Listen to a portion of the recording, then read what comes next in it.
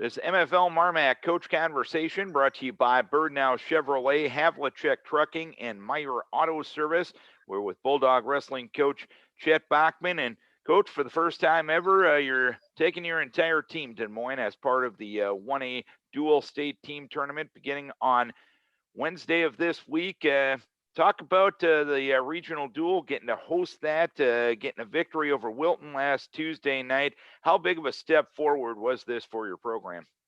Oh, it was a huge step and long time coming. We've been there 9 times.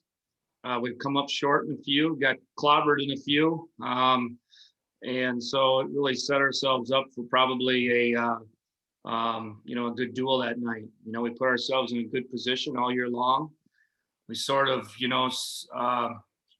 stayed pretty even keel the whole year.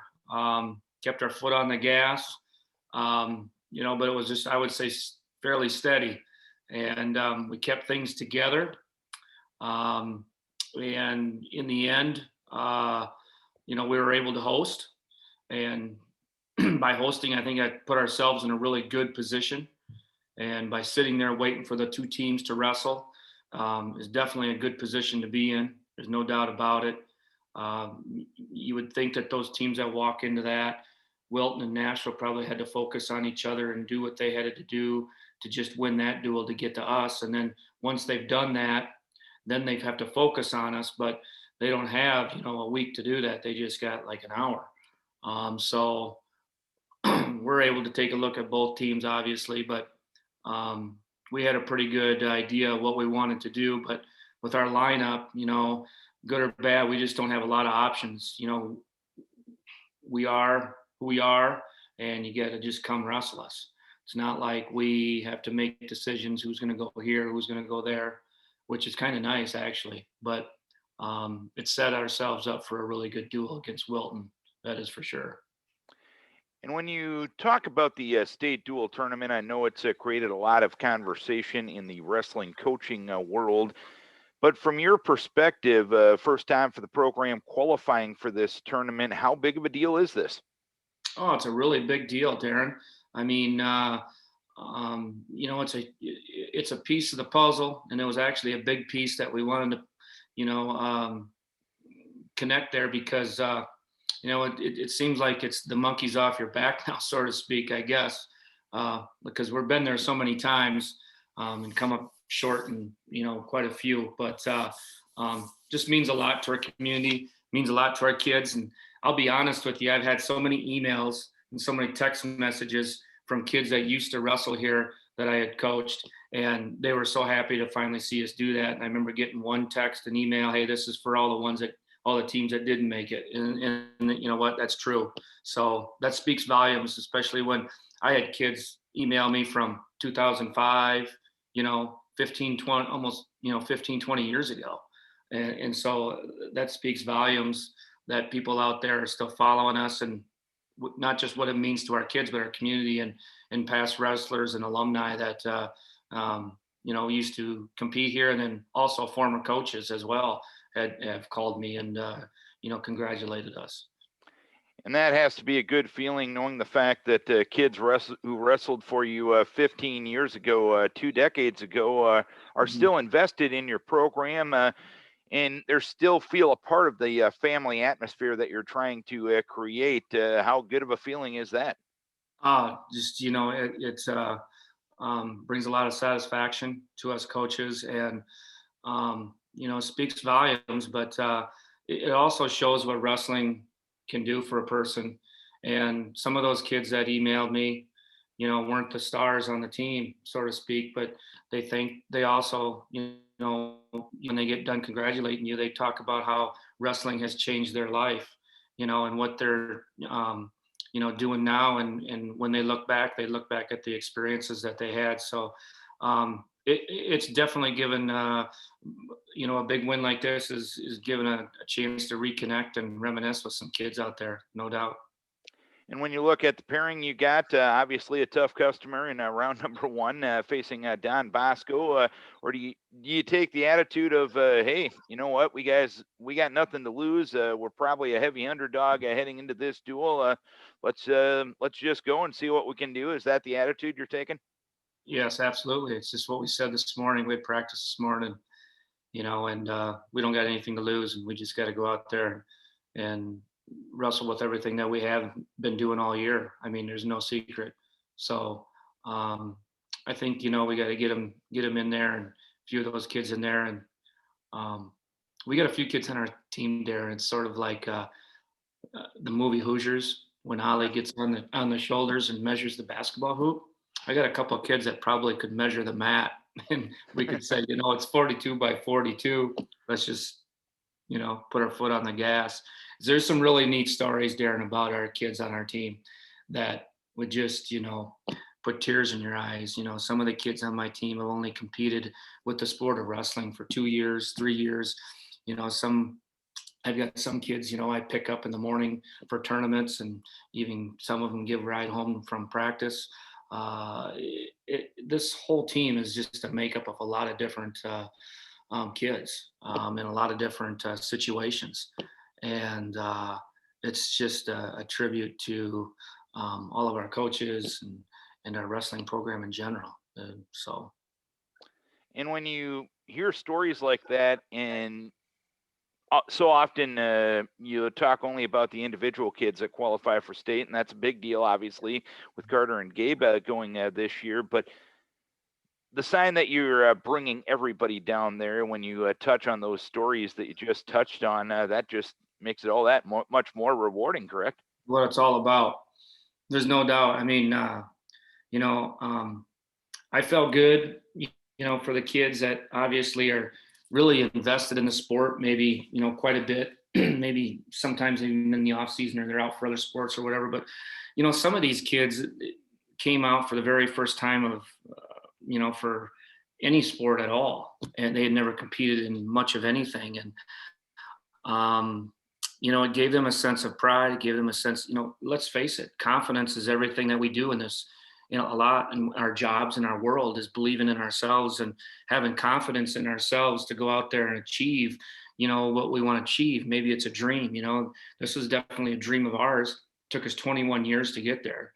And that's how long I've been the head coach here. And we've been striving for it every year.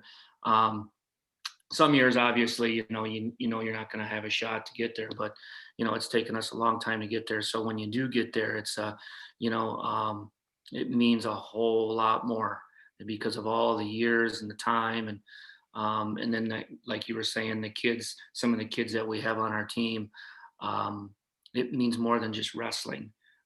It means more about the kid in general, of seeing them, achieve something at the highest level for the very first time in their life. And there's definitely no doubt about it that they're never going to forget about this, for years to come. And I know the focus is on the young people and the opportunity they have in Des Moines this week, but I'm going to ask yourself,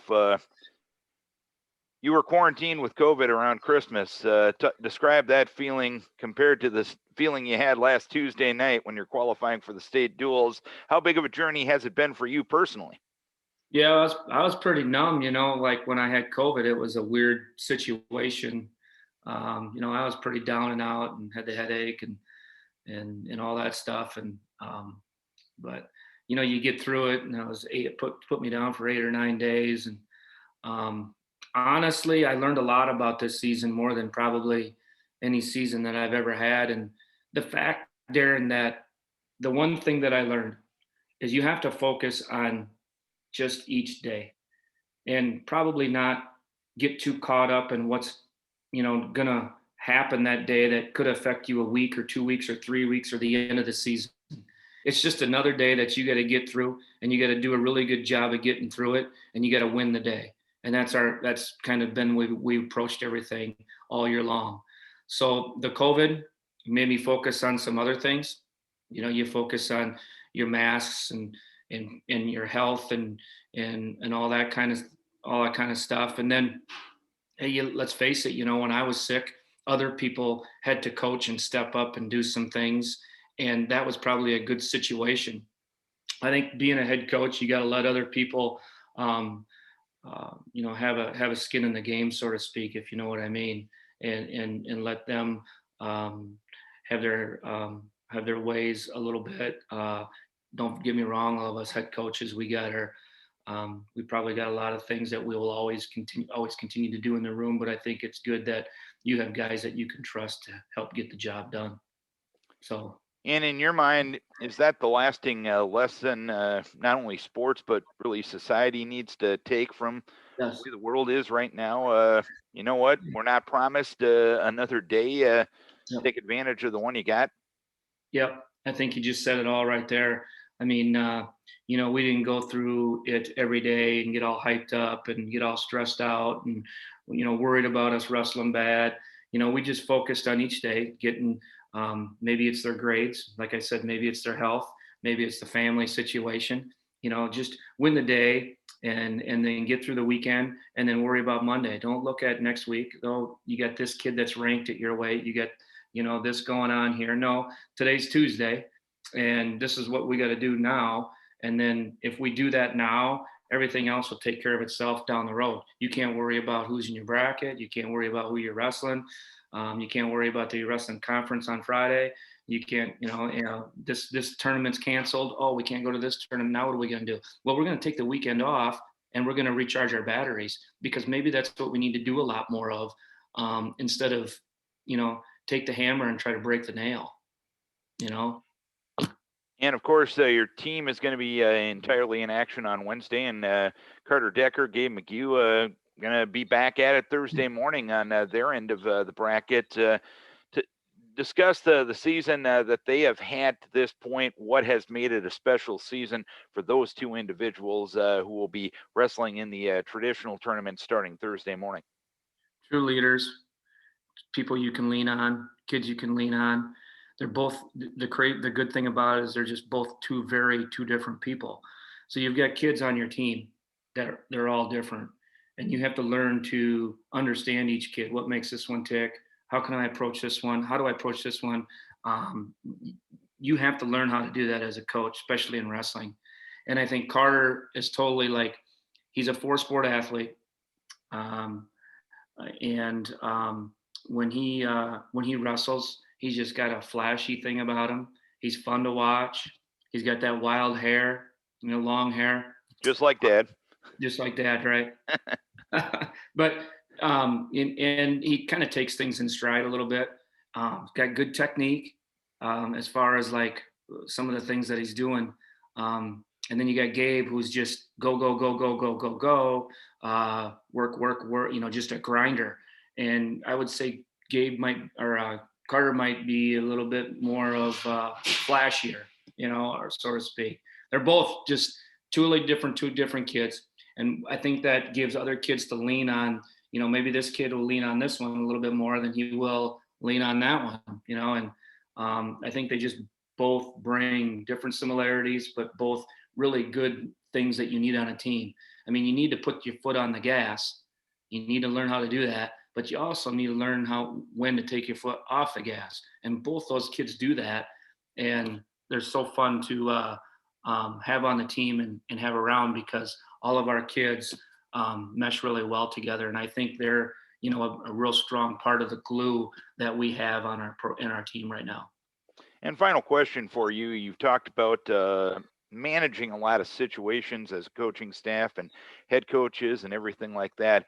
How many lessons have you learned over the years, and what are some of the things that you know now that maybe you wish you would have known a couple of decades ago when you started in this crazy business? Well, I think there's a couple things. First of all, I think that as far as the school that we are now, we're a 1A school. We used to be 2A, so we had 100 kids in a grade, and I really think there was probably because of the sizes in 2A, there's might be a little bit more parity. But what I'm saying is I think that you had to really maybe push yourself a little bit more in the off season. It just seemed like there was more, maybe more freestyle and Greco and stuff like that going on, and not as many kids maybe being a 4-sport athlete. Well, when you then all of a sudden you are a 1A school, you're getting a little smaller. Those other sports programs really need you, so it's important to participate in other sports. I've definitely I've definitely seen that happen, and thus maybe timing on how I approach our off season of what we're doing in the off season. And I think you have to be careful what you do with your athletes, just because you don't um, you don't want to run them too hard when they're competing during another sport, because you'll wear them out. And it's just so hard to do, because with wrestling now you get 50 to 60 matches, so that's very difficult to do. And I think that you have to be careful that you don't drive and do too much. Too much. I always say too much windshield time can wear you out. And I think we've really taken our foot off the gas and approached it to, okay, when's a good time to maybe do this? And let's make sure we have everything organized, so when we got them in there, we're going to get the most out of the time that we have. And I think that has to do with our practices, getting the most out of your practices. Is it quality or is it quantity?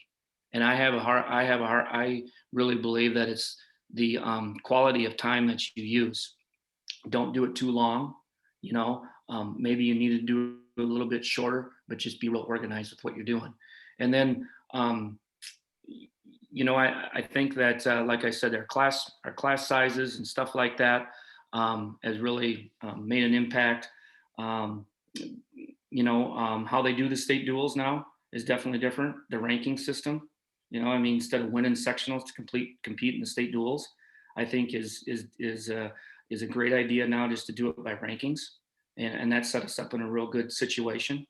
And so I think there's a lot of good things going on there too as well.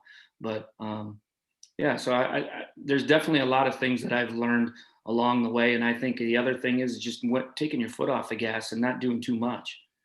I think we sometimes get, and you have to understand, these are kids that you're dealing with. I mean, they're 16, 15, they're so young, and they're dealing with so many different things going on in their life, that you have to just understand that. And when you have a family of your own, I have 3 girls, you learn to adapt to a lot of other things probably a little bit quicker too. So, I think really as a coach, you really got to know when to take your foot off the gas. There's no doubt about it. When we went into independence, when we were in 2A, we cranked it up. And we cranked it up. We had a great team, and we just felt, you just keep pounding and pounding and pounding.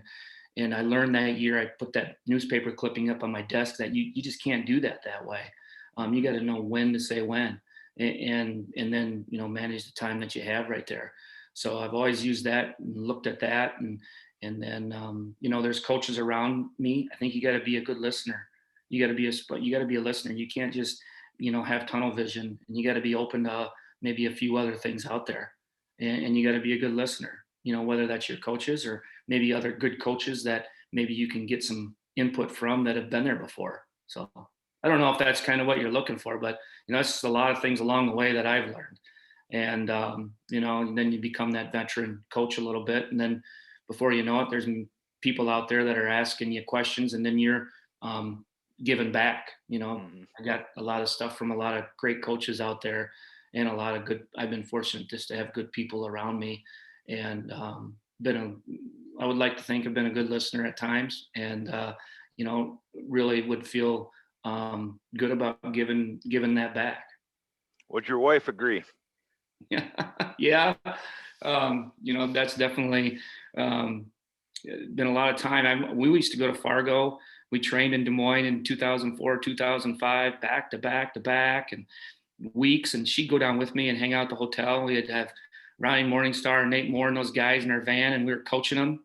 Matt Fields, TJ Sebo, all those guys, and we were taking them to the movies at night. And there's so many memories. But like when you talk about my wife, she would go with me, and so she would go with me, and we had kids at really that point, so maybe they're pretty young, but she would go with me and hang out with me, and that's just a great support staff link that you need, because if you don't have that, I mean, you can't go do those extra things that's needed to be done.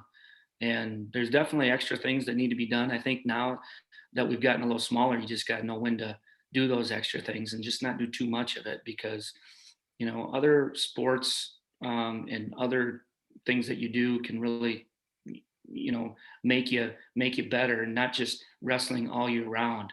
and learning to use your body and different positions with different sports can make you way better. So I've learned a lot down that road, quite a bit more than maybe when I first started. As kind of swing the hammer, but now it's knowing when to swing it. Well, congratulations on getting to the state dual meet for the first time in school history, and getting a couple of kids down to Des Moines in the traditional state tournament once again. We wish you best of luck as you compete on Wednesday, and Carter and Gabe compete on Thursday, and hopefully it'll be a fun week in Des Moines for the Bulldogs. All right. Well, appreciate your coverage all season long. It's been great. We'll see you down there. This MFL Marmac Coach Conversation brought to you by Havlicek Trucking, by Meyer Auto Service, and by Birdnow Chevrolet.